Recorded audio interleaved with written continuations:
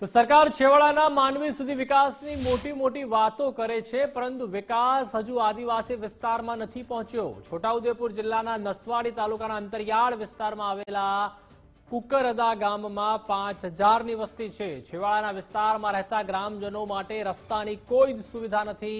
3 કિલોમીટરનો કાચો રસ્તો પાકો બને તેના માટે ગ્રામજનો વર્ષોથી માંગ કરી રહ્યા છે।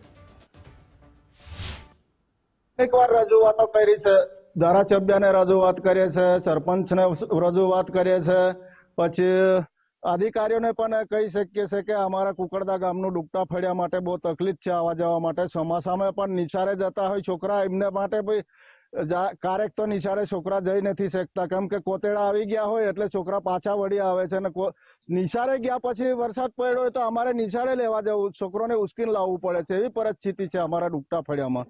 એટલી મેં વિનંતી કરું છું સરકારને કે આ માટે અમારું કંઈક સાંભળે અને અમારું વિચારે, એવું સમજુ છે। સરકાર મોટા મોટા વિકાસની વાતો કરે છે અને ડબલ એન્જિનની સરકાર એમ કહે છે, તો ક્યાં વિકાસ કઈ થાય છે? ફક્ત કાગળ પર વિકાસ થાય છે, કોઈનો વિકાસ થયો નથી આજ દિન સુધી। સરકાર હકીકત જે વિકાસ કરતી હોત તો અમારા આ પોઝિશન કદાચ ના ઉભો થતો હોત।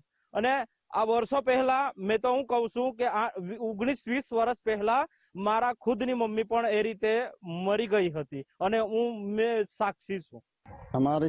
મારી છોકરીનો ડિલિવરીનો કેસ હતો, એ ઉલટી થતી હતી લોહીની, એની માટે અમે દવાખાને લાવવા માટે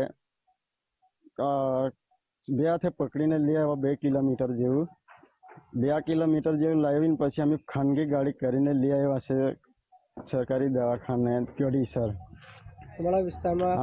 અમારા વિસ્તારમાં કાસો રસ્તો એમ્બ્યુલન્સ આવતી નથી, ને માટે અમારે પ્રાઇવેટ ગાડી કરીને લાવવા પડ્યું છે। આ માહિતી સરકારમાં રજૂઆત કરેલી છે અને ઠરાવો પણ છે, કલેક્ટરમાં પણ લેખિતમાં આપેલું છે। અમે PWDમાં આ વાતને જાણ કરી ત્યારે અમને ત્યાંના અધિકારીએ એવું કીધું કે ભાઈ આ કામમાં અમે દરખાસ્ત મોકલી દીધેલી છે, જોબ નંબર મળ્યો નથી, એટલે જોબ નંબર મળે પછી આ કામ ચાલુ થશે, આવા જવાબ મળેલો છે। એટલે ખરેખર આ જે ઘટના બની છે ખોટી નથી, બરાબર જ છે, અને ત્યાં આગળ રસ્તાની સુવિધા નથી। તો સરકારને અમે સરકાર પાસે એવી આશા રાખીએ કે આ કામ વહેલી તકે પૂરું થાય અને અમારા ગામને સુવિધા મળે।